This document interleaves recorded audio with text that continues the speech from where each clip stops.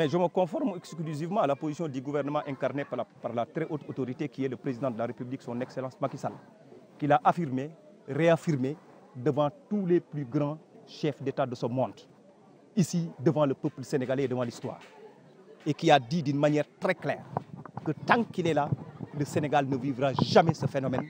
Et d'ailleurs, il est allé plus loin pour attaquer les autres civilisations, les autres cultures, et comment ils veulent aujourd'hui, comment ils peuvent forcer d'autres populations, d'autres cultures à adopter des cultures qui ne sont pas conformes à leurs règles de valeur. Voilà la position que j'ai. C'est cette position intransigeable du président Macky Sall.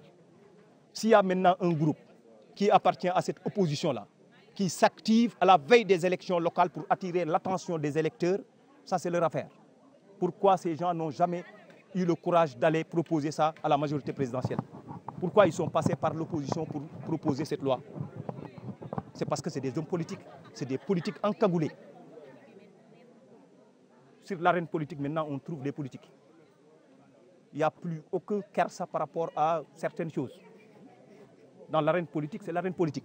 S'ils font de la politique, ils vont trouver des hommes politiques et des femmes politiques.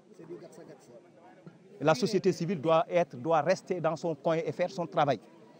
Mais pourquoi attendre la veille des élections législatives pour exercer une certaine pression aux autorités, craignant que maintenant on veut mettre en mal le président de la République ou le régime du président de la République avec les populations très sensibles à cette question, alors que cette question a été déjà réglée par le président de la République depuis très longtemps?